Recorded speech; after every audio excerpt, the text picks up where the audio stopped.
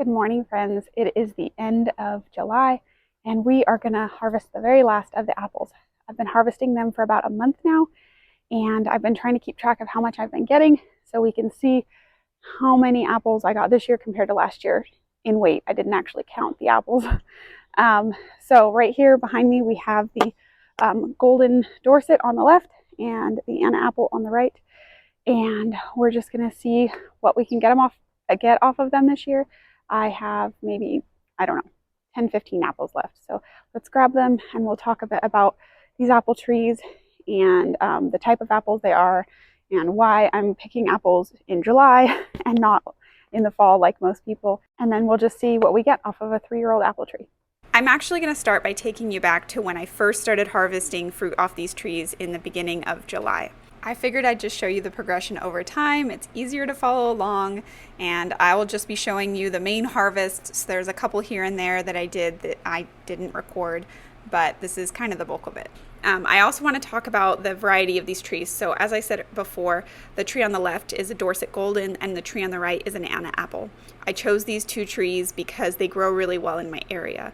They're both known for being able to fruit in an environment that has a low chill requirement. My area does not get too many days a year that are under 45 degrees. When you're talking about chill hours, when you plant fruit trees like apples and pluots and peaches and plums and those kind of things, there is usually a chill requirement or a chill recommendation on the tag. And in my area, we get little to no chill hours, and so these trees are known for handling that well. The Anna apple specifically originates from Israel, so it's specifically acclimated to handling hot summers, which is really important for where I live because it gets up to be like 110. I think the highest it's been since I've been here is 115, but it gets hot here in the summer, and sometimes your trees just get really stressed by that. One of the reasons these trees grow really well is because all of the fruit comes off earlier in the year. You see, when you go apple picking, people think of doing that in the fall. Well, in my area, if I had fruit on the trees all throughout the month of August and September, it would probably all just rot and fall off of the trees when it hits 110. Most fruit trees don't like 110 degrees, no matter what kind of fruit you're growing. I also wanted to mention, if you watched my video from last year harvesting off these trees, I talked about how I had started off pruning these trees wrong. I had tried to prune them like you would prune a peach tree or another stone fruit, and I didn't realize that there was a difference when I first planted these in 2020.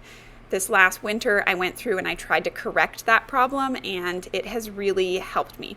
I tried to kind of go in there and reestablish a central leader, which is typically how apple trees are pruned, to a central leader.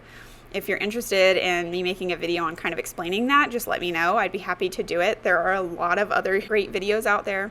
But essentially, that's what I did. I tried to train it back to a central leader. And if you watch last year's video and compare it to this year's video, the difference is pretty noticeable. These trees still got bigger and they're getting taller and they're just happier, I think. And I feel like I always get questions about this, so I'm just gonna go ahead and address it right now. People are probably gonna ask, why are these trees planted super close together? This is called a 2-in-1 planting, where essentially you plant 2 trees in one hole and treat them like one plant.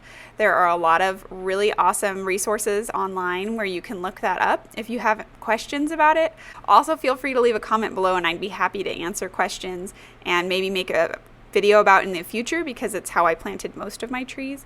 But I just wanted to mention that because I know I'm going to get the questions. Another important thing I want to mention, and I'll mention every time I talk about my fruit trees, is I did thin fruit off these trees. I don't remember exactly how much, but it was probably close to 50 to 75 fruits that I thinned off these trees. I did not want to stress these trees out, especially after having pruned them so heavily, and I didn't want to risk any of my branches breaking. If you see the Anna apples, they're pretty big, and if you had 10, 15, 20 of those on one small branch, it would hands down snap the branch off. So thinning is really important to me in my backyard orchard. All right, so this is the last of the apples for the year. There's actually one left on the tree, but it doesn't look like it is quite ripe enough, and it's pretty well protected. So I'm going to go ahead and leave the netting off, and I am going to go inside and weigh these, and let's tally up how much we have. All right, it was easier to just come out here. So we're going to weigh the Golden Dorsets first. A little bit over 1.5 pounds. And then let's see if we can get all of the Anna apples to fit. All right, and a little bit over 4 pounds of Anna apples. So about 2.5 and a little over 2.5, little over 4. All right, well, that's the end of our apple season. I will go ahead and put the weights right up here so you guys can see it. I think, oh gosh, I just wrote it down so I wouldn't forget, but I already did. It was about 17 pounds of Anna apples and about 15 pounds of Golden Dorsett. Might have been 18 and 15, but I'll put them up here. So how much I got of Anna apples, how much I got of Golden Dorsets, and how much I got in total, which I think was roughly about 32 pounds. And last year I only got about, I think, 20 pounds. So that's pretty good considering that I pruned these trees much more heavily this year, trying to correct the past mistakes. And I still ended up getting a bigger harvest this year than in past years. Since these trees have only been in the ground since 2020, I'd say that's pretty good. I'm definitely getting more off my peaches, and we'll see what we get for the pluots. So thank you so much for hanging out with me in the garden, for checking out the apple harvest for 2023. And I hope you guys are getting something bountiful from your garden as well.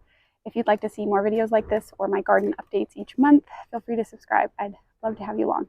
So thanks again for joining, and I'll see you next time.